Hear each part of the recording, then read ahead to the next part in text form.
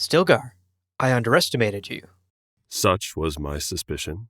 Each of us apparently underestimated the other. I should like an end to this. I should like to podcast with you, without the demand for the huddlings of sex. I understand.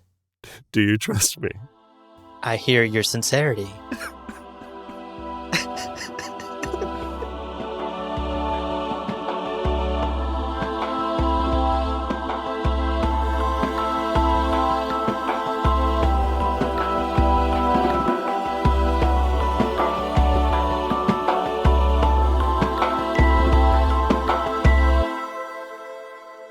Welcome to Gom Jabbar, your guide to the iconic world of Dune. We'll be exploring the themes, philosophies, and characters found in the sandy depths of this vast universe, from Frank Herbert's groundbreaking novels to the adaptations on film and TV. My name is Leo. And my name's Abu. And today we are on to part 5 of our book club. Part 5! We are... Did you think we'd ever make it this far? No, I thought we would collapse into failure after the second episode. But we made it despite the odds. And shockingly, we're kind of deep in the book. We've only got a couple more episodes left. Yeah, it's astounding. We've made it, at this point, I think, over halfway. Yeah. At least today we'll be covering the over halfway mark. But a reminder, and hopefully this is old news to anyone who's listening by this point. Right. I mean, we're 5 episodes deep. But a reminder that we will be covering the entirety of the first novel in preparation for the upcoming Denis Villeneuve film. In each of these book club episodes, we will be covering a roughly 100-page section, although today's a bit shorter.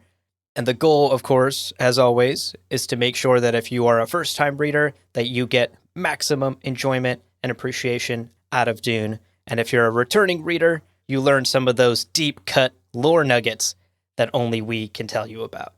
Right. And again, it's a book club, so I know, first time you're hearing this, we would love to hear your thoughts. Email us, gomjabarpodcast@gmail.com. That's the email address, folks, since day one. Hasn't changed. That's right. And in these book club episodes, we have been including some listener questions. Right. So send us those questions, and you might hear us answer it in one of these episodes. How fun. Speaking of... Yeah, actually, speaking of answering questions from our listeners, we have one today. Yeah. We've got an email from Phil Willis. Thank you, Phil Willis from Sydney, Australia. Wow. Yeah. It took a while for the email to get to us.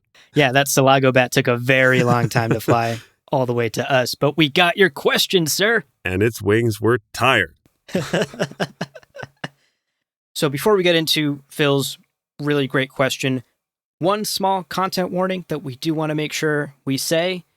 We might be touching on suicide, so if you are someone who is particularly sensitive to that topic, it would be best to skip ahead just a couple of minutes and skip past the mailbag section and into the rest of the book club. Of course, Leo and I will do our best to be delicate and respectful around this topic, but Phil's question is related to that idea, and we wanted to make sure we have a content warning up front before we jump in. Totally. Yeah. Okay, so Phil's question is, if Paul is truly sickened by his prescience of the future as ending in jihad, or worse, why wouldn't he kill himself now to save the lives of millions? Billions? Trillions?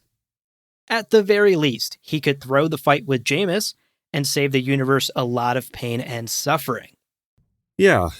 It's a good question. It's fair. Yeah. It's a fair thing to wonder about. Yeah, it's a really excellent question from Phil, and something we've sort of touched on in previous episodes. So in that episode, we talked about Paul's prescience abilities, that deep dive lore episode. We touched on this idea, and we briefly talked about his prescient abilities in previous book club episodes as well.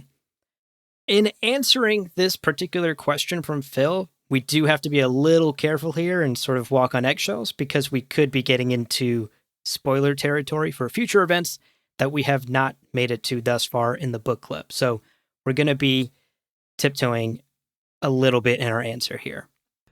Now, the short answer is basically sacrificing your life or making that choice, it's not an easy thing to do.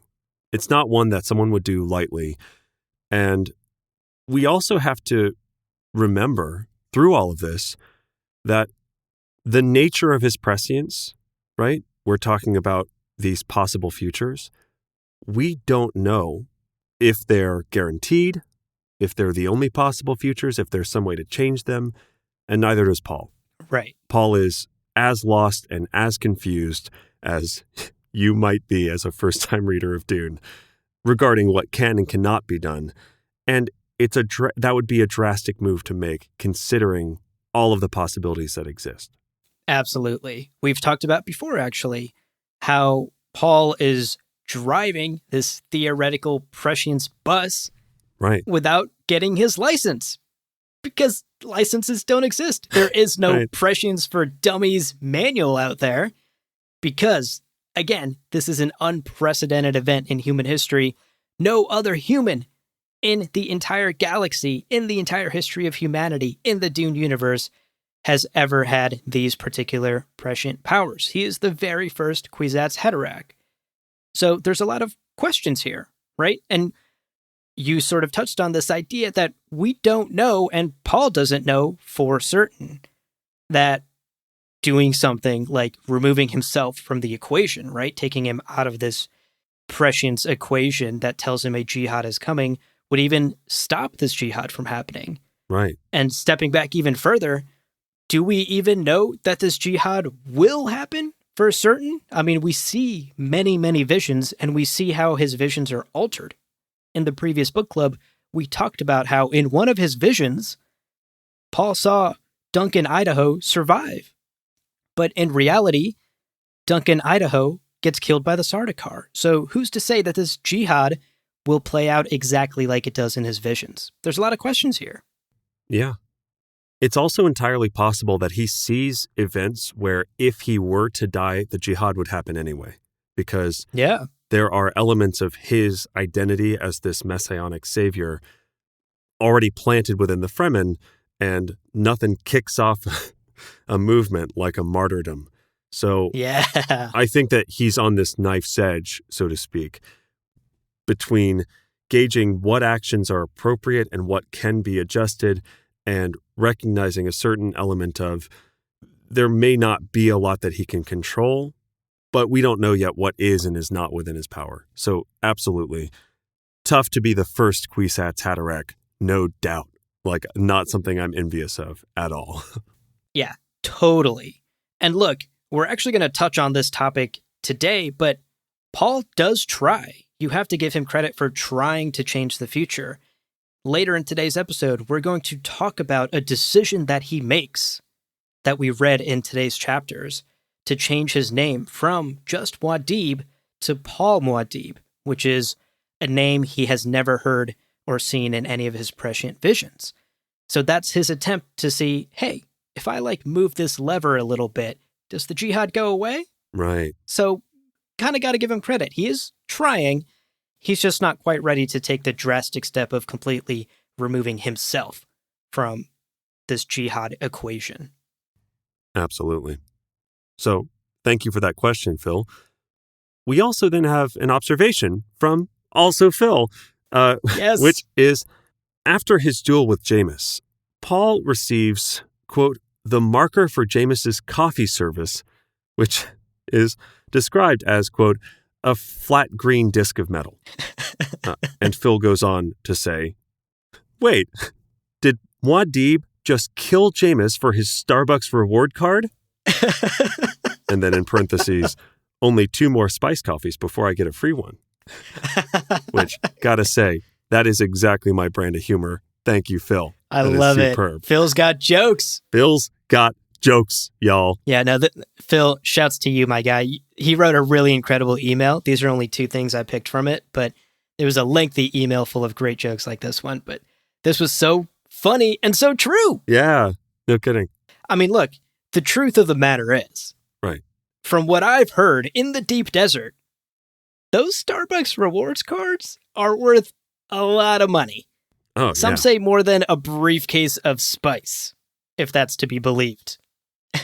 That's how valuable these Starbucks rewards cards are. Amazing. Billions what an of amazing Solaris. observation from Phil. Yeah. And what a great question from Phil. Thank you so much for writing in. Truly an example for all of our listeners on how to email us. Send us a question, write a dumb joke. We love it. We love it. That's our bread and butter.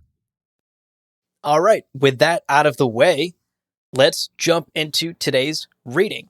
A reminder that today we're covering pages 421 to page 500.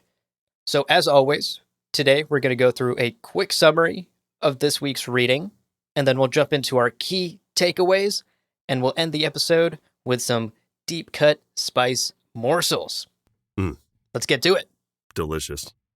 So, chapter 29, Paul and Jessica awake and prepare for their sort of mad dash Mario Party style minigame across open, worm-infested sand. Paul sets up a delayed thumper, gives them 30 minutes to walk without rhythm, and then the thumper goes off, which of course attracts worms who just can't help but dance to dope desert beats. That thumper beat is so intoxicating. It's got that four on the floor. Man, it's like Max Martin produced it. That's such a deep cut reference. Anyway, Paul and Jessica practice this walking without rhythm, which is an iconic line in Dune. When the beat drops, they are forced to pick up the pace, jog without rhythm, and then sprint frantically without rhythm. Shortly after, the worm shows up, finds the thumper, and just mosh pits it to death. I mean, this is really like, I don't know, Drowning Pool? That's probably the worst punk reference. I don't know any good punk bands. Point is, the worm's getting down and dirty with this thumper, destroys it. Paul, just exhausted from walking all funny, kind of stumbles onto drum sand, which, to be clear, worms love drums. Right. So, you know, that worm who just finished grinding that thumper to death is like, is that another dope beat over there? And their cover is blown, and they've got to run as fast as they can. They make it to the safety of a stone cliff, but the worm just about throws itself into the rock. Luckily, thank goodness, Deus Ex Fat Beats, it's distracted just in time by another thumper, which someone else set up. They make their way into the caves, and shortly after, find themselves in a beautiful basin. Oh, a quote, Fremen place, Paul calls it. And listen, he called it because just immediately they are surrounded by Fremen. Whoops. I mean, oops. Chapter 30. What a chapter. In one of the saddest chapters in all of Dune. Yeah. We join Liet Kynes as he limps, mortally wounded, across the open sand. Unprotected, no still suit on him. Right. In the desert heat. And we all know where this is headed. Right. The Harkonnen troopers have left him on top of a festering spice blow. And the idea, of course, is for Liet Kynes to die out here in the desert, and the Harkonnens will be rid of him. In just the saddest twist of irony, Liet Kynes, who is the planetologist of Arrakis, who has spent his life studying this planet, will meet his end at the hands of his own planet. Such a terrible way to go. Bastard Harkonnens. But while he lays here in the sand, he begins to hallucinate about his father, Pardo Kynes. And this hallucination starts to lecture him. It's a good relationship. I can really, great relationship. I can relate. So Pardo Kynes continues to sort of philosophize about the ecology of Dune and man's presence on a planet and how nature and man intertwine and intersect. There's a lot of sort of poetic rambling here from Pardo, and Liet is continuing to become more and more frustrated with his father. These are obviously conversations that they've had before. These are remembered conversations that Liet, on his deathbed, quote unquote, is thinking back to. Some desert hawks begin to flirt with Liet. I think that's the right word in this instance. And as Liet slowly passes away, we do learn that he had successfully managed to send a message to the Sietches, to his Fremen, to instruct them to help the young Duke to help Paul Atreides. Again, calling back to the idea that both Oscar Isaac and Paul Atreides have won over Liet Kynes. Finally, the chapter ends. I like that you use Oscar Isaac, but then Paul Atreides. You don't want to shout out Timothy? Not until he comes on the podcast. Oh, yes, the two fictional people. Oscar Isaac. Yes. Finally, this chapter ends with Liet's death as the spice blow below him explodes. And some very, very disappointed Hawks who thought they just had a free lunch have to go find food elsewhere. R.I.P. Liet Kynes. Moving on. Chapter 31. This chapter is triple C thick. This chapter is huge. So take a breath. Let's get into it. We rejoin Paul and Jessica, and we find out that they were caught totally unaware by literally like 40 Fremen. Like, not just 2 or 3 like roaming bandits. 40 humans snuck up on them. This is crazy. Nevertheless, it could have gone worse, right? Because the leader of the troop turns out to be spitting on the table Stilgar. Dude who loves spitting on tables. It's his favorite thing. Of course, I'm joking. This is the Nabe of Sietch Tabor, who we earlier met in that scene with Duke Leto Atreides and Duncan Idaho in that staff meeting. We do hear that the message that Liet Kynes had sent to the Fremen Sietch made it to Stilgar. So he's committed, despite being a little bit burned by getting dumped by Duncan Idaho. He's committed to protecting Paul, at least. Now, Jessica, who's clearly not being given any street cred, people are just like, she's a lady. Maybe we should just kill her and take her water. Right. She fucking renders Stilgar helpless. This is just incredible stuff. And again, a testament to the incredible power of the Bene Gesserit. Jameis, who'd been kind of just talking way too much, gets his ass fucking dropped by Paul, who just like linebackers him out of the way, kicks him in the throat or something. He like chops him in the throat, takes his Mala pistol, which we'll talk about in the spice morsels, scrambles up and away from danger. Paul is safe. Jessica, having bested literally the strongest Fremen in this room, holds him hostage in a chokehold, which is delightful. Stilgar and Jessica negotiate. She says, you know what? I'm going to teach y'all how to fight like a strong woman. Right. She'll teach them her weirding way, her kind of fighting methods, in exchange for her safety. Because, again, Paul's safety is already basically guaranteed. As Jessica and Stilgar have this little chat, this little parley, Paul, who thinks he's safe where he's perched, is caught off guard by Chani, daughter of Liet Kynes. Holy smokes. Yeah. He has a daughter. And beyond being daughter of the man who speaks for all Fremen, she's also very capable. Just Batman's her way into demonstrating that she could have knocked out Paul immediately. And by the way, she's a dime, which is a little bit reductive. She's wonderful. She's way out of Paul's league. Right. She would swipe left. Paul would like super like, which is an app reference. Paul is nearly speechless at her glory, which honestly feels very relatable, and is caught in the shocking realization that this girl has been in, and I quote, numberless visions in his earliest prescience, which, while not as relatable, has got to be just a wild feeling. Like, oh yeah, you're the girl. You're the one that I've been seeing since my earliest visions. Hi, nice to meet you. Wow. What a moment, though. Think about that. Like, I've been dreaming of Evangeline Lilly since I was a teenager. Right. I haven't met her yet. Yeah. And if you do meet her, I hope that she doesn't have a gun aimed at you, because that's the current situation. Nevertheless, undeterred by a short-range projectile weapon, Paul is blushing hard. Yes. And he is glad for the darkness as he rejoins his mother and they get ready to move out. Back to Stilgar's Sietch Tabor. Alrighty, chapter 32. We are still with Paul and Jessica. And that's actually kind of shocking because very few chapters in Dune are so sequential in this way. Right. But this one picks up right where we left off in the previous chapter. So we're still with Paul and Jessica and their merry band of Fremen heading towards Siege Tabur. Now, they do camp just a day's hike from Siege Tabur at the Cave of Ridges, and Jessica ends up having a conversation with Stilgar, and it's a very tense conversation. And right. I'm sensing a pattern with her conversations with the Fremen. She loves them. She loves those conversations. So Jessica and Stilgar talk about Fremen power hierarchy. Stilgar here is very concerned that he got taken out right.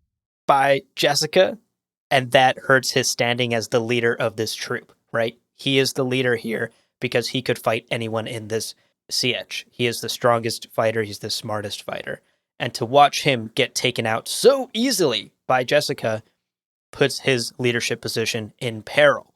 And Jessica realizes that Stilgar is maybe positioning a possible marriage to Jessica to make sure that there's no power vacuum that happens, or there's no instance where Jessica has to challenge Stilgar for his leadership position. Jessica is not so hot on this. I mean, remember, her love of 16 years just died like 3 days ago, so still processing some grief, I'm sure. So she politely turns him down, basically, here. There is a little bit of flirting, but essentially they come to an agreement where essentially they both decide they want to trust each other more, and Jessica makes it clear she has no interest in challenging Stilgar for his leadership position. And instead, they discuss how Jessica might actually become the Siege's Reverend Mother. Right. And Jessica might play this role of a leader without having to challenge Stilgar in doing so. Jessica realizes that, oh, this is the Missionaria Protectiva at work again. I mean, these Fremen people literally call their mystical leaders Reverend Mothers, which is a Bene Gesserit term. So she leans hard into the Missionaria Protectiva here and taps into a Bene Gesserit technique called the Adab, or the demanding memory. More on this in the Spice Nuggets later on, but she basically recites the appropriate verses and poetry that continue to convince Stilgar and the rest of the Fremen in this troop that Paul and Jessica are the chosen ones. They are the chosen ones of legend, the very legends that the Missionaria Protectiva and the Bene Gesserit planted here centuries ago. Meanwhile, Paul is having some yummy spice bird or something with Chani, and while he's eating, he slips into another time trance, which at this point is starting to become a terrifying thing and not a cool thing where he gets to see the future. Right. Now, in this trance that he's in, he sees a vision of the very cave they're in and realizes that he is once again in a time nexus. He does not see the outcome of what will take place in this cave. He sees an infinite number of outcomes of what may come after. Unfortunately, a lot of those visions include him with a knife stuck in his fucking gut. So things are about to get hairy in this cave. And Paul knows it, and he knows that the smallest detail could push the outcome one way or another. It's a really tense position to be in, and it's quite terrifying, especially considering every single one of these Fremen in the cave are carrying knives. Yikes. I was going to say, having a bad dream about like getting attacked by a bear, not so bad if you live in the city, but like having the bad dream about getting attacked by a bear when you're surrounded by people who all have bears with them, it's just tough look. Tough look. So, chapter 33. Jessica is like feeling kind of safe and cozy. She's like, oh, this is great. This is wonderful. We're like kind of safe. This is a great day, which means it's time for a fucking knife fight, folks. Let's do it. Jameis is pissed off that Paul just fucking owned him earlier and basically just wants to kill the young Duke. So to do so, he invokes the Amtal rule. More on that in the spice morsels. Stilgar is like, well, let me try to redirect your anger a bit. But then Jameis is like, no, I see you're trying to redirect my anger. I am dead set on killing this 15-year-old kid. Like, it's the only thing that's going to make this day right for me. Paul is not feeling good about this. He is confident that he can take Jameis. But also, as you pointed out, Abu, this is a nexus. Mm-hmm. And he's got so many visions in his head of just being knifed to death. So the idea of being put into a knife fight ASAP is just not a good feeling. So he's on that fence of super confident, but also super dead. Now, this leads us into one of the best scenes in Dune so far. Oh, it's so good. So good. And I cannot wait to see this. So good. Basically, Paul beats Jameis in the knife fight.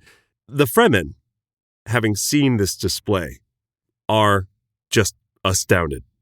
Jessica rushes forward to basically teach her son a lesson because, again, he just killed a man. And she needs to make sure, as a respectful, responsible guardian, to rein in his bloodlust. That wasn't cool. You're a gosh darn murderer. And he's like, damn, that does feel bad. Okay. And there's this moment where he's kind of smiling and happy. And then she just deflates that parade getting ready to start, you know? Yeah. Good job, Mom. It's a good move.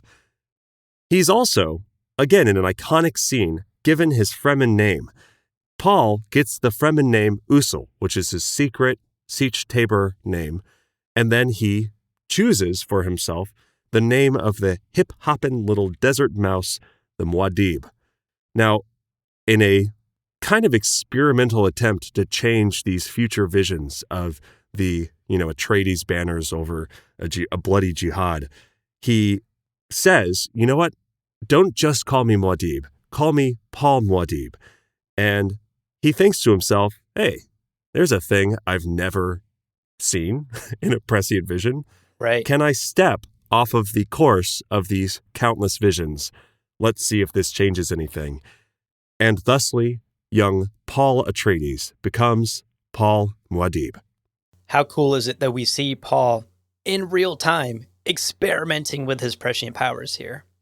I so thought cool. that was such a really good touch and a way to show us that he doesn't really know what he's doing, right? He's driving this bus, but he doesn't have his license. And he's just experimenting, Like, what does this button do? What if I changed my name to Paul Muad'Dib instead of Muad'Dib from my visions? It's interesting to see him play with time in this way. Interesting and terrifying. Like, the fact that such a small change, Muad'Dib versus Paul Muad'Dib, could change the entire face of the future. Terrifying to think about. I mean, also cool that he's actively approaching the problem of not knowing, right? Like, let's not take for granted he doesn't know how prescience works. He could just go, well, that's terrifying. I'm not going to rely on it. I'm going to just do my best. No, he's figuring out the rules. He's experimenting with mechanics. Is it a high-risk game? Absolutely. But the rewards are limitless, or maybe as limitless as the future. Right. Just like gambling, kids. So that wraps up. Just like. So that wraps up today's section. Like we said, a bit of a shorter section, but so jam-packed with information. So much to talk about. Not to mention an amazing knife fight, which you and I just cannot wait to see on screen. It's going to be great. It will be awesome. Now that we've gotten through the summary, we're going to talk about our key takeaways, starting with the dream of a green Arrakis. But before that, we're going to take a quick break, so stick around. We'll be right back to explore the musings of Pardo Kynes. Okay, so let's get into our takeaway section. Because it's a shorter section today, instead of 3 takeaways, we just have 2.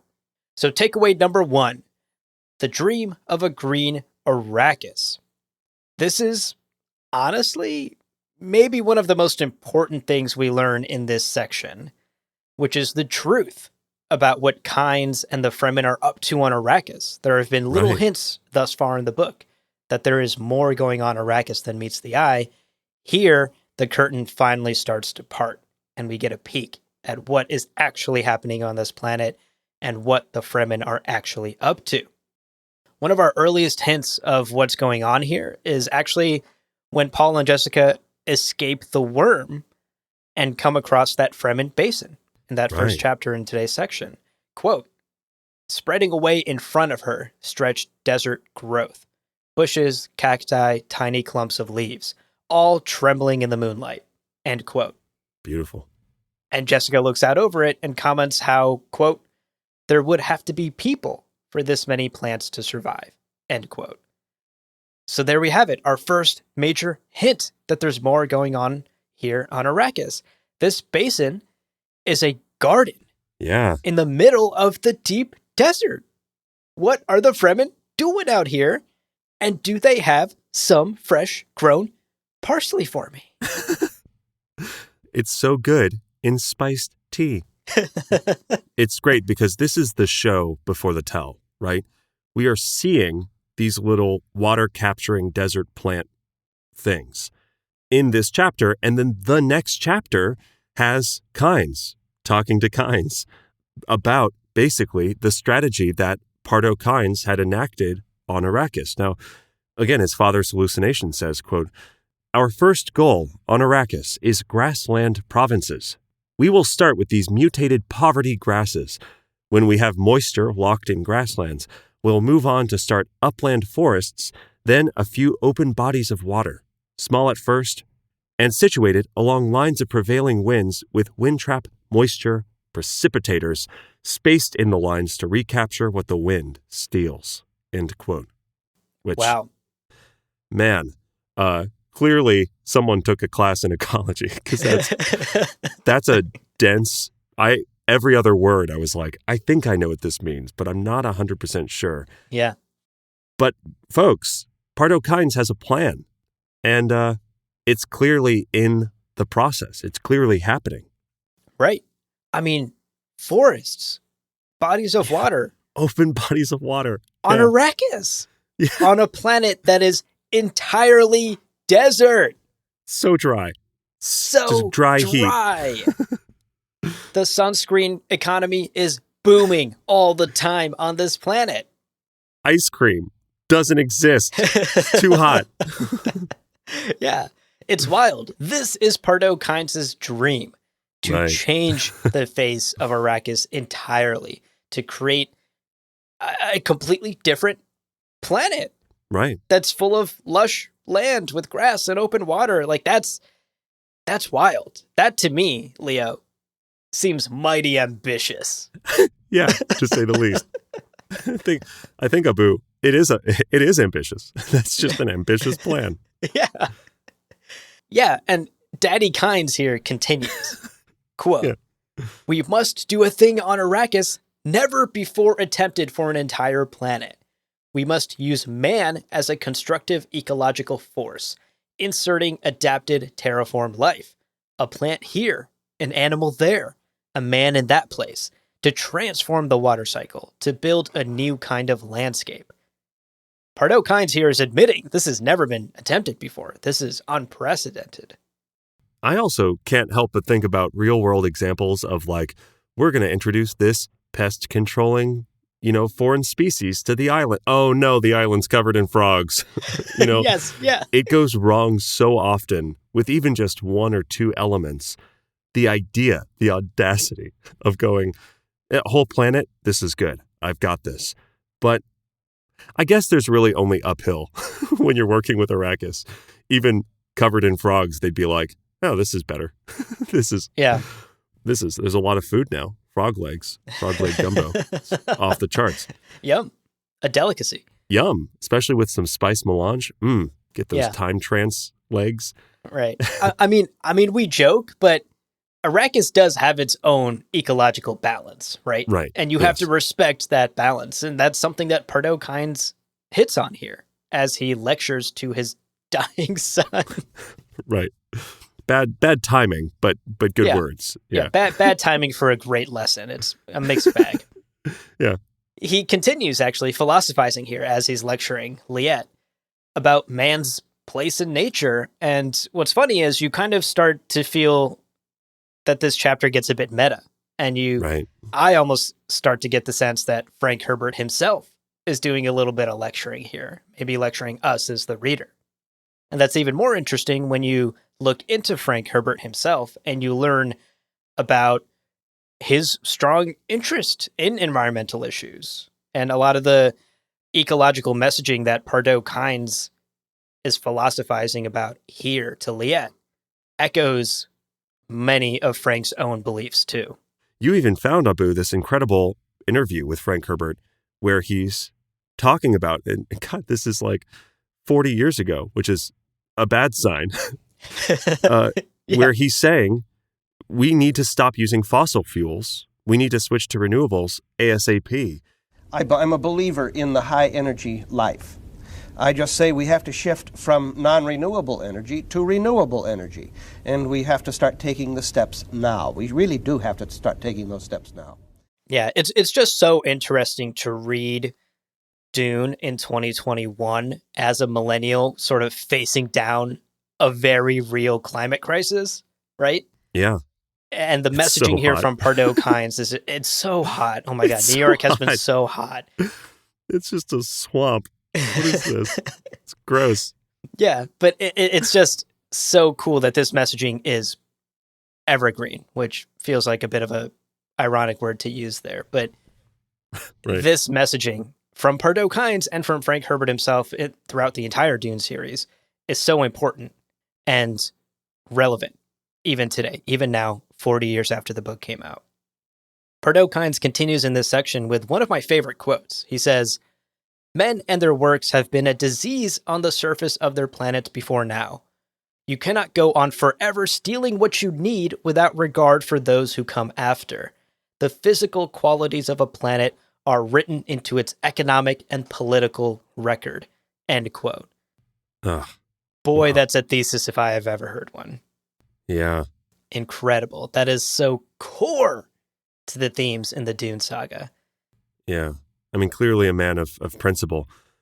Now, he, being a man of principle, of course believes in the dream of a green Arrakis, but he's an off-worlder. He's a dude who came to Arrakis and is like, it's hot. I don't like that. Make it less that. Make it less hot and dry. It's a dry heat. Don't like it. I want ice cream, folks. Right. Why do the people of Arrakis, who have adapted, who have built their entire cultures around, the challenges of this deep desert lifestyle, why do they believe in his dream? We do get some of that here. Yeah, Pardo explains how he sold his vision to the Fremen people, how he gave them something to believe in. Quote, "The masses of Arrakis will know that we work to make the land flow with water. Most of them, of course, will have only a semi-mystical understanding of how we intend to do this. Let them think anything they wish, as long as they believe in us." End quote. I love that so much. Love that. A pragmatic approach to idealism, to say, we need to get this machine rolling. It doesn't really matter if everyone on board knows how the engine works. Right. They just got to believe that this train is moving forward. And as long as it is, we're good. I love it. Oh. Yeah. So good. And again, it shows how brilliant Pardo Kynes was. This also leads us into one of my favorite quotes, which is just, again, kind of like a single paragraph thesis statement for what could be a 4-year degree program. Quote, "Religion and law among our masses must be one and the same. An act of disobedience must be a sin and require religious penalties. This will have the dual benefit of bringing both greater obedience and greater bravery. We must depend not so much on the bravery of individuals, you see, as upon the bravery of a whole population." End quote. Religion. Religion and treating religion and law as the same. God, that's relevant. That's so relevant to all of Earth's cultures. And this idea of disobedience from law being religious sin. Man, I think without even having a background in history, we can all probably think of a few times that that's happened very problematically. Yeah. But here Pardo's saying, this is how you do it. This is how you move mountains. Exactly. This is how you get the Fremen to not only believe in your dream of a green Arrakis, but to fanatically believe it. to make it their entire culture to aim towards this goal, to believe in it. It's easy to understand how the Fremen could believe in this dream, right? Like, a people that have never seen an ocean would love to see an ocean. A people that live and die by their water discipline would love to relax in a hot tub, you know? Yeah. That part is not so hard to believe. Ice cream? Like, everybody likes ice cream. It's great. I've met some people who don't like ice cream. I don't really talk to them anymore. Yeah. It's not worth related talking to the ice cream frankly. thing, but yeah. So that part's easy to believe, right? Like, the initial sales pitch, sure, you sold one person, you sold two people, they like this idea. How do you sell an entire population and then also sell them on the fact that they will never live to see it and their grandchildren may never live to see it? It's incredible to think how good a salesperson Pardo Kynes must have been, because he got the entire population of Fremen to buy in. And we have proof of that, because in a later chapter, in that scene where Jessica and Stilgar are talking, Stilgar mentions that the Fremen actually pay the guild these massive spice bribes to keep satellites out of the sky so that, quote, none may spy what we do to the face of Arrakis, end quote. Which, by the way, remember in like chapter 2, chapter 3, people are going, wait, why are there no weather satellites? Here we have we now know who the other bargaining party is. Oh, it's all of the Fremen. It's every Fremen, the people who it seemed to have a very a control over spice somehow. And we actually talked about that on this very podcast. We talked about the mysteries of Arrakis, and one of the biggest mysteries being why satellites aren't allowed over the deep desert. Now we know. Right. And Jessica asks Stilgar what exactly he means by that. What does he mean by changing the face of Arrakis? And Stilgar replies, quote, we change it, slowly but with certainty, to make it fit for human life. Our generation will not see it, nor our children, nor our children's children, nor the grandchildren of their children. But it will come. Open water and tall green plants and people walking freely without still suits. End quote. Wow. Yeah. Holy smokes. The fact that Pardo Kynes could sell these people on a dream that they will not see for generations. And it does occur to me that the way he's talking about this, it's not a calculated thing.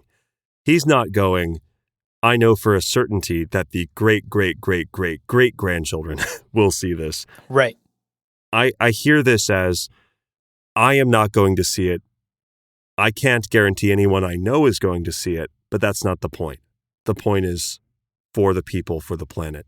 I mean, again, this quote almost sounds religious, right? Yeah.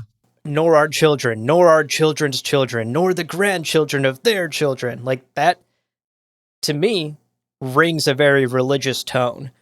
And also speaks to... He's said this before. Right. This isn't the first time he said these words. Exactly. And it also almost hits me as, like, to your point of he doesn't know exactly when. Stilgar probably doesn't know the science behind this ecological change. He just believes in this dream. Right. Just as Pardo predicted. Not everyone will know what exactly is happening. You know, the science behind it, the ecological change is taking place. But they will believe in the dream, and they will believe that their children's children's children's children will no longer have to wear still suits and will walk across grasslands. I mean, that's an incredible level of discipline from these people. A discipline that, frankly, we actual humans right now don't have. Right. Like, when we talk about the climate crisis, people talk about how we need to create a better future for our kids, for our grandchildren, for our future generations. If we use up our planet now, they will have nothing left. And people ignore that. Right. And the Fremen are a culture that have bought into it. Pardo Kynes sold that dream, used religion as a tool to build a culture around this dream. And this quote always floors me. Just the fact that Stilgar knows he will never see the thing he is dedicating his entire life to, and dedicating his people's entire lives to. All right, let's wrap up this first takeaway, because Daddy Kynes has one last piece of advice And this one is ominous. Yeah. Near the end of this chapter, when Liet thinks about Paul's role in the Fremen dream, again, Liet is sold on the Atreides. He believes in them. When Liet thinks about this, Hallucination Pardo Kynes warns, quote, "No more terrible disaster could befall your people than for them to fall into the hands of a hero." End quote. Iconic. What an incredible line. Oh my God. Wow. A central theme in this book. On top of the ecological themes throughout the saga, one of the biggest messages that Frank is warning against in his novels is the dangers of charismatic leaders, the dangers of messiahs, and believing too much in them. By the way, also very much at the current meta of like superhero stories, today, when you look at The Boys and you look at Invincible on Amazon, and you look at this idea of when you have a hero, someone who is revered and given license to do whatever, will they always be a just embodiment of, the Superman, the archaic kind of Boy Scout does no wrong guy? Right. I mean, will they be Captain America or will they be Homelander? Like, yikes. Yo, exactly. And to think that Frank's writing this book in like the 60s, granted, again, none of these are like brand new ideas, but very relevant to today's media. This idea of heroes are not a good thing. Yeah. And I think that's part of what makes Dune so special. The ideas in the book are relevant no matter when you read them, and always will be. It's amazing. Yeah. Okay, so speaking of saviors, let's get into takeaway number 2. Yes. Defend fast, attack slow, and never challenge Paul Atreides to a knife fight, folks. He's going to fucking kill you. Especially now that he's, gotten his little toesies wet. Yeah. Man, this fight between Paul and Jameis is incredible and full of so much nuance that it's really worth exploring beat by beat. So that's what we're going to do. Let's start by setting the scene. Okay. Paul Atreides, 15 years old. Mm-hmm. Countless visions. This kid's been dreaming for years. He's trained to fight, that's good, but with shields, which is a very strange thing. And Jameis is a fucking vet Fremen warrior who's just, he's confident, he's got the knife, he knows what he's doing, he knows all of the tricks, doesn't fight with shields. Paul is using an unfamiliar weapon, a crysknife. And let us not forget, Paul has never fucking murdered someone because he's 15. He's 15. And this is a fight to the death. He tries hilariously for it to not be. And they're like, no, it is. Yeah. And that's just a short list of the things that are working against Paul in this fight as he steps up to the plate against Jameis. On top of the fact that, like, lost in the desert, my guy's probably hungry. He probably has to pee. Yeah. This is a very tense moment, and there are a lot of things working against Paul. The odds are against him. He just met Chani, so he's a little distracted. He's like, okay, I know I should be focusing on the knife fight, but, like, she's so pretty. Jessica's like, Paul, focus. He's like, I am. She's beautiful. Oh, on the knife fight. Sorry. Right. God, on the flip side, though, likes my clothes. Right. Remember, he's a teenage boy. Does she like hawks? I hope she likes hawks. Now, on the flip side, there are some things working in Paul's favor in this fight. Right. Like you mentioned, he has been trained to fight. And in fact, he's been trained by some of the best fighters in the entire galaxy. We're talking Duncan motherfucking Idaho. We're talking Gurney Halleck. These guys are the best of the best. And he has been trained by them since birth. So he knows his way around a fight, even if he hasn't killed someone. On top of that, he has incredible physical and mental control thanks to all of the Bene Gesserit training that his mother has been giving him since birth. Right. He knows some level of prana bindu control over his muscles and his body. he uses the litany against fear to calm his anxiety, a mental control tool. So he has these tools. On top of that, Chani, the beautiful girl he's extremely distracted by at this moment, I hope she likes hawks. gave him some last-minute pointers here. Right. Quote, Jameis turns to the right with his knife after a parry. It's a habit in him we've all seen. And he'll aim for the eyes to catch a blink in which to slash you. And he can fight either hand. Look out for a knife shift. And I'm single, baby. All of these tips are... And I definitely like hawks. Hawks are great. Exactly. My favorite desert bird. And we see these last-minute pointers that Chani whispers into his ear come into play in the fight. So these are some of the things that are working in Paul's favor. Again, a much smaller list than the things that are working against him, but Right. still things that might give him an edge in the coming fight. 100%. Yeah. So the fight begins. The knife fight begins like any good knife fight, right? We all know the beats. They're circling each other. They're down to their loincloths. And one of them's just talking so much shit. Paul is totally understandably afraid, and he's kind of reciting this litany against fear.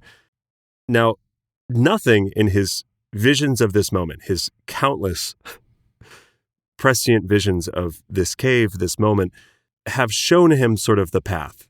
None of them have shown him exactly what to do. So really, again, despite his prescient powers, despite being the chosen one, the future is really hanging in the balance here. He could die just so easily.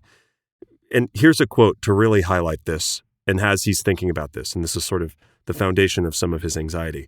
Quote, anything could tip the future here, he realized. Someone coughing in the troop of watchers, a distraction, a variation in a glow globe's brilliance, a deceptive shadow. End quote. Wow. Ah, the smallest beautiful. thing could end with a knife in Paul Atreides' side. Just Scary. if Paul has crushes like I have crushes, Chani taking a breath, that would be distracting. I'm like, oh, she's breathing. Huh. Wonderful. Man. Oh, I'm dead. I died. Exactly. Shit. Honestly, the biggest distraction in this cave right now. Now, Jamis, with a snarl, goes on the offensive. Quote, I'll sheath my knife in your blood. He went to bad guy school for talking. Yeah, he definitely did.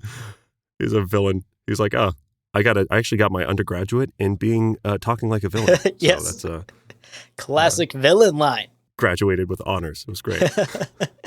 Now, at the start of the fight, Paul is able to dodge Jameis's attacks, but he can't seem to land a counterattack. And there's a reason for this. And Jessica, watching this fight take place, recognizes this weakness in Paul, something that he has already thought about. The fact that his training was with shields. He's only been trained to fight with and against shielded opponents. So that means he's quick on defense and slow on attack. Because with a shield, you got to dodge quickly, but then you attack slowly, because again, a shield is a kinetic barrier that would block any attack that came in too fast, any movement that came in too fast. That, of course, works well against a shielded opponent, but here, in a flesh and blood fight, it's giving him a disadvantage. Right. He's able to dodge the attacks quickly enough, but he can't counter quick enough to land a blow. He just doesn't have that instinct. Now, Stilgar, I found this really funny. Stilgar is like hilariously confused by how the fight is going, because at this moment, you can imagine Paul is just sort of easily jumping around Jameis, but can't land a blow back. And Stilgar's like, the fuck? Like, it looks like Paul's got the edge here. Why isn't he just finishing this fight? He turns to Jessica and says, quote, is your son playing with that poor fool? And then quickly, before Jessica can answer, because he's like, oh, shit, you're not supposed to talk. He's like, no, don't talk. Don't talk. Don't answer that. But it's funny that I imagine like Stilgar is like so confused by this fight in this moment that he loses his composure and turns to her to talk and forgets she's not supposed to. It's so funny that he forgot. He's like, seconds ago, he was like, do not open your mouth again. And then he's watching this fight and he's like, psst, hey, what the fuck is happening with this fucking fight? This is crazy.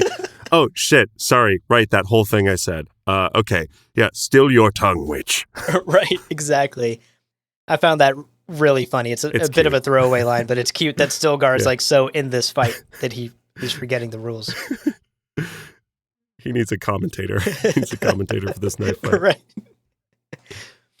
Now, eventually, during the fight, using one of the tips that Chani gave him about how Jameis likes to lean right, Paul is able to land a blow on Jameis's knife hand.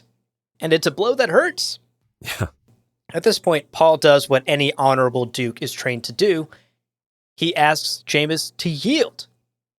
And Stilgar jumps in here. He's focused again. He remembers all the rules. He's not distracted anymore. He says, quote, "There can be no yielding in the Tahati challenge. Death is the test of it." End quote. Yikes. Ugh. This is the moment where Paul realizes, oh shit, this is not a training ground fight. This is a fight to the death. I'm about to murder or be murdered. Right. Are the two possibilities. The only possibilities here. Right. So in this moment, when Paul learns that this is a battle to the death, he, of course, naturally, once again thinks about the time nexus that we're in now, in this cave, and how he knows that there are infinite variables that could tip the scales of the future, of the outcome of this fight, and how he can't see a clear path. This is a prescient blind spot. What a tense moment to realize that this is a battle to the death. I do not know how this is going to go. I do know the million different ways it could go. And Right. a good portion of those million are me dead on the ground bleeding out. Damn. Yeah. I mean, Paul's having this revelation. I'm about to have to kill a man or be killed. Jameis is having a realization. Oh, damn. I picked a fight with this child. Yeah. And he cut my hand. It hurt. Ow. That's not good. Ow. God. I didn't know knives hurt. It's like the Family Guy joke. Anyway, he becomes fearful and desperate. This is really, he's kind of feeling now like, oh man, I might lose this fight. Again, Dune is anime. This is the internal monologue. Yeah. Hell yeah. We get some words from the late and great Duncan motherfucking Idaho regarding Jameis's fear and Paul recognizing Jameis's fear. Quote, "When your opponent fears you, then's the moment when you give the fear its own reign. Give it the time to work on him. Let it become terror. The terrified man fights himself. Eventually, he attacks in desperation. That is the most dangerous moment, but the terrified man can be trusted, usually, to make a fatal mistake." End quote. What a great lesson. Incredible stuff. And again, the litany against fear, this tool Paul has from his mother's teachings to talk himself away from that, cliff's edge that is terror. Yeah. And to talk himself away from making fatal mistakes is the edge in every fight. It's just, if there's any fear on the other person's side, Paul has the advantage. Yeah. What a superpower. Brilliant. This is incredible stuff. And also, again, yeah, it's an incredible lesson from who is clearly a good teacher, or was. Rest in peace, Duncan, Idaho. Guess what? That's exactly what Jameis does. He leaps towards Paul in a desperate attack, and he tries kind of a fancy knife hand switcheroo, one of those tricksy things that Chani predicted beautifully. And he finds himself fucking dead. Paul catches him with his knife. Yeah. And just, I'm going to leave this one to you, but it's, God, I love this quote so much. Oh my God, it's so good. It's so good. Yeah. So Paul impales Jameis on the tip of his blade. And another iconic Duncan, Idaho quote comes to mind. Quote, "Killing with a point lacks artistry, but don't let that hold your hand when the opening presents itself." And quote, holy shit.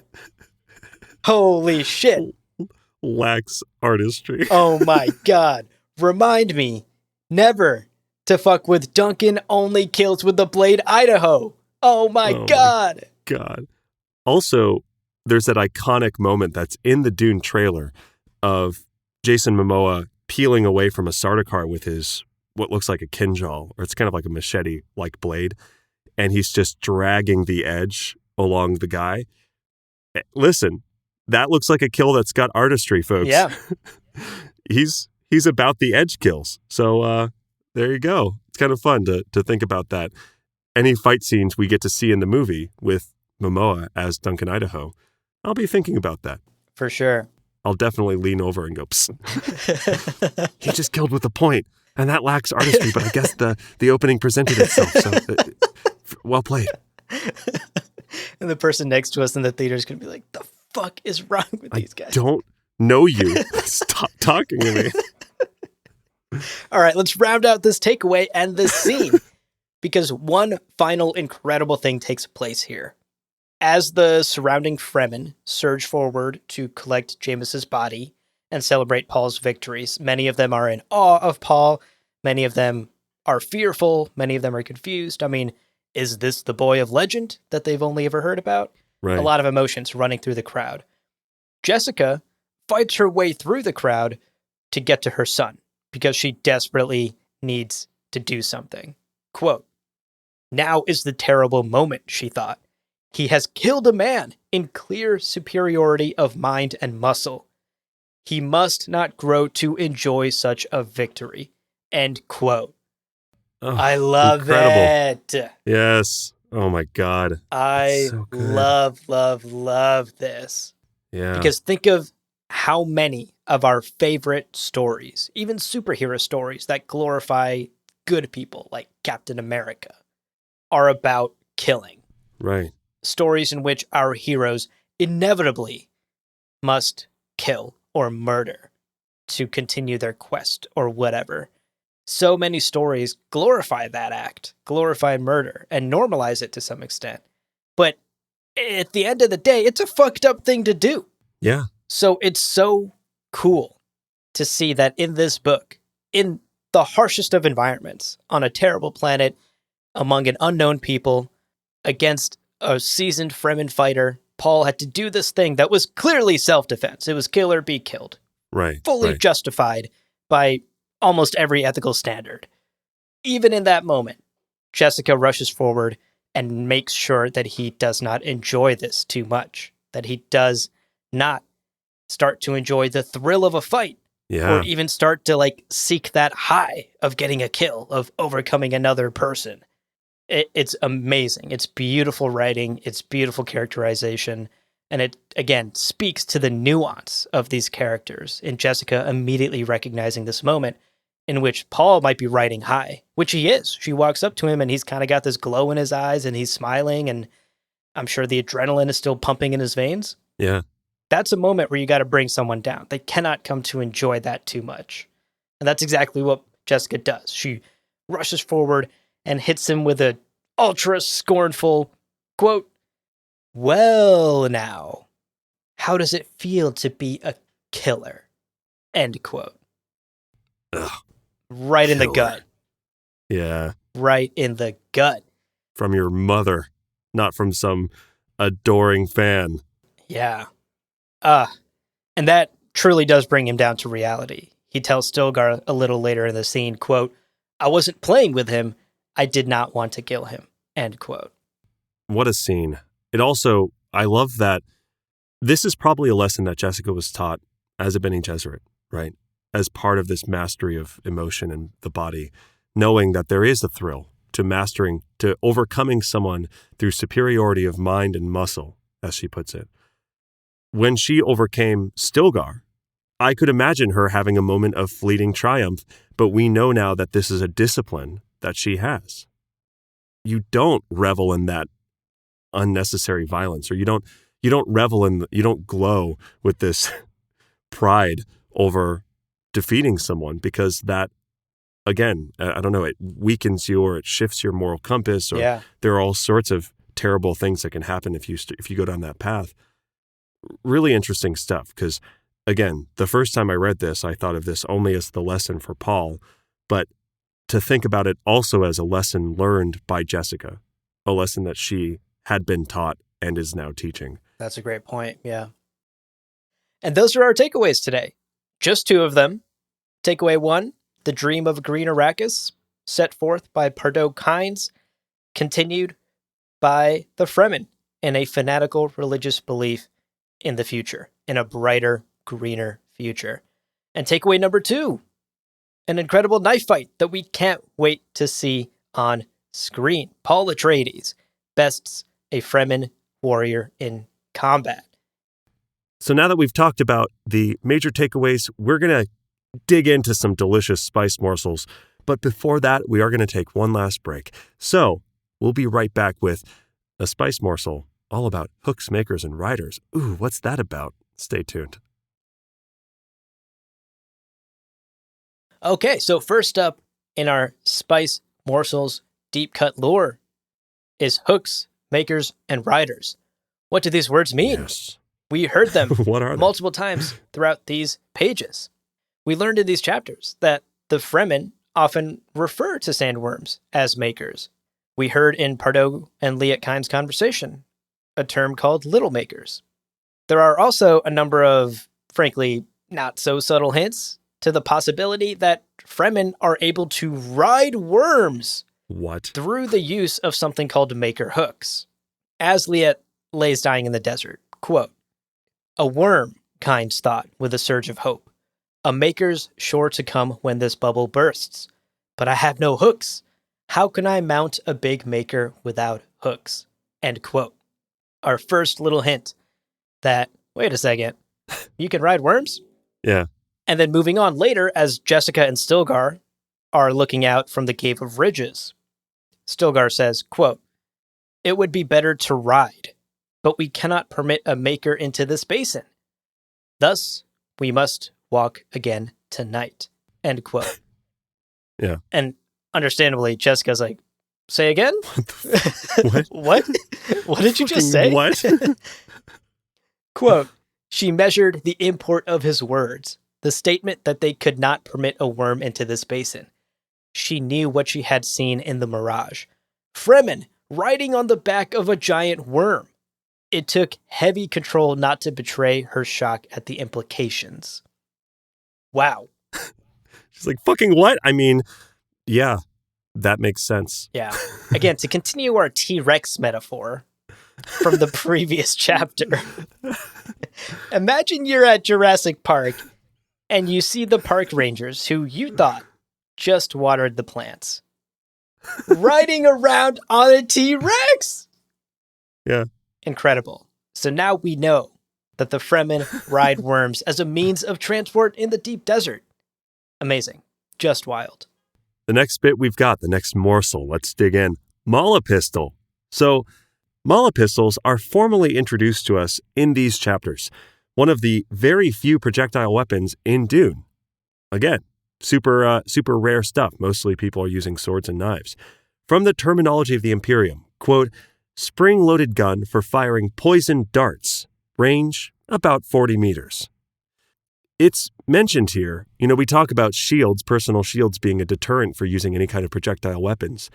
It's noted that a skilled enough wielder could use a Mala pistol against a shield. I guess you arc the dart somehow, and I don't know, it's a little hard to picture, but somehow you shoot it in a way that slows the momentum. That being said, where shields summon giant murder worms, something like a Mala pistol is pretty fantastic because no one's using shields out in the desert. From the encyclopedia, we have some more depth about the Mala pistol, and I love giving this kind of deep lore stuff, so let's talk about it. The Mala pistol was popular for assassins and guerrilla fighters for its size, it's small, and its weight, which it's light. Also, they don't really make a ton of sound on firing, which is a nice plus if you're trying to kill someone quietly. So the approximate size was, and this is baffling, and I almost think that this has got to be variable because this is very small. Approximate size, according to the encyclopedia, 15 centimeters from the back of the grip to the muzzle. That's so small, with a weight of 125 to 150 grams.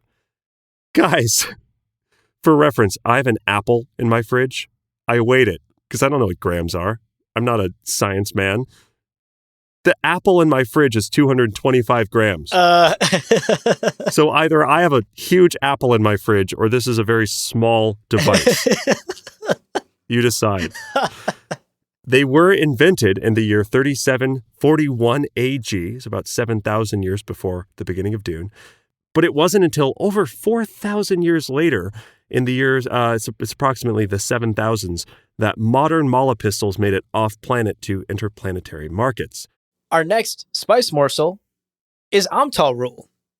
We heard Jameis invoke this rule in the Cave of Ridges when he challenges Paul.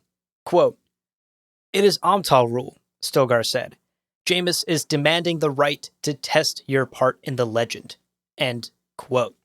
Okay, so the Fremen are throwing this term out, but no one is explaining what that means. Let us explain for you. From the terminology of the Imperium at the end of the book, Amtal rule is, quote, "a common rule on primitive worlds under which something is tested to determine its limits or defects. Commonly testing to destruction." End quote. Love it. Now, we've been harping a lot about core themes in the Dune universe, central ideas in the Dune saga. This is another one. The idea that to fully know a thing, it must be pushed to the breaking point. This idea that adversity can lead to growth and understanding of the truth. This rule can apply to a lot of things. It can apply to people, to concepts, right, to governments, or specifically here in the Cave of Ridges, in this case, to legends, to this idea that Paul and Jessica are the legendary heroes of myth in Fremen culture. Jameis is invoking Amtal, is invoking his right to test that legend, to push it to the breaking point. And if the legend is true, then Paul will survive. If it is not, then it will have been pushed to the breaking point and it will have broken, and we will know the truth. Was going to say, can't be the chosen one if he's fucking dead. Let's go. Exactly. So, you got to respect Jameis's logic here. I'm going to fight the main character to make sure he's the main character. Took one for the team.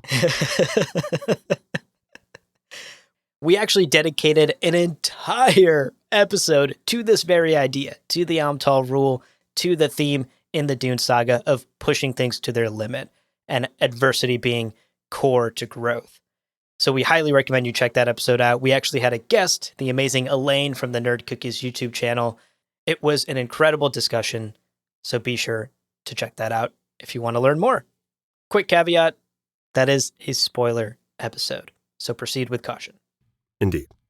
The final delicious little morsel that we're going to dig into here is adab. This is something I definitely 100% missed on my first read through. I was just like, oh, fun word. And then I moved on. But it's absolutely incredible and it deserves a minute or two and probably a much larger amount of time later. But let's talk about it quickly here. In the Cave of Ridges, Jessica having her little parlay with Stilgar while Paul is going into a time trance. Jessica whispers adab. And here's the quote. Her mind felt as though it had rolled over within her. She recognized the sensation with a quickening of pulse. Nothing in all the Bene Gesserit training carried such a signal of recognition. It could only be the adab, the demanding memory that comes upon you of itself. She gave herself up to it, allowing the words to flow from her. End quote. The idea of the mind turning within itself is so... Love it. Again, this is great poetry.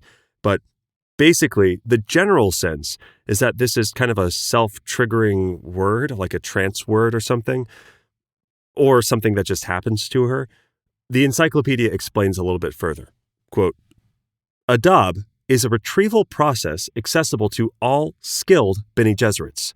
This state of recall is also called the demanding memory, a recollection of necessary data stimulated externally or by the gestalt of a situation rather than being triggered consciously by the woman herself. And a little further on, adab not only stores material in the subconscious, it also uses the subconscious to integrate new with stored data, thus producing completely accurate and logically assimilated memory, a memory so strong that when stimulated, it will overwhelm the woman's consciousness. End quote. Woof. All right, layman's terms, after thinking about it for way too long, what I've decided is that this is what that means. She uses this whispered phrase, adab, to turn over her conscious control into a cocktail of instincts, subconscious, and decades of training and memorization and studying. Wow. Ugh, Wow. so cool. And I definitely could have used adab during my Japanese classes in college. Lord, where was my demanding memory then? All right? Yes. Oh my gosh. Through most of college. needed Damn. Sitting in the exam room, like whispering, adab, adab, adab, adab, adab, adab. Adab, fucking adab. Adab? Is it like Wingardium Leviosa? Adab. Hadab. Adab? I don't know. Yeah. Damn it. What an incredible peek into yet another amazing Bene Gesserit power. Yeah. Incredible. All right, Leo, that did it. Book Club 5 has come to a close. Woo! We made it. We made it. Shorter number of pages, still somehow a marathon, but what a blast. So much fun to get through it all. And also, again, like 4 or 5 incredibly iconic moments in these last 80 pages. Right. So really rich stuff. And we are not resting. No. We have done our 1 day of camping at the basin, and now we are going to set forth into the desert sands. And make sure that if you're going to join us on this journey, you've read up through page, wait for it, 603, up to the sentence, "But I'll not always need you, and someday," end quote. There are ellipses in those. I'm hanging on the edge of my seat here. Someday what? Someday what? Probably, I don't know, poison? Something. I don't know. It's Dune. Adab, adab, adab. Adab, adab, fucking adab. Come on. Well, friends, there is no real ending. It's just the place where you stop the recording. But this podcast is always one step beyond logic, so help spread the word of Muad'Dib and leave us a review on Apple Podcasts. And be sure to check out the other shows on the Lore Party Podcast Network on loreparty.com. You can also follow us on Twitter and Instagram at lore_party. Thank you so much for listening. And remember, he who controls the podcast controls the universe. We'll see you on the Golden Path. Welcome to... nice. Welcome to... wow, okay, reading. Welcome to okay. There's our end of episode blooper right there. I know, Jesus. Amazing. Welcome to Gom Jabbar, your guide to... nailed it. Welcome to Gom Jabbar, your guide to the iconic world of Dune.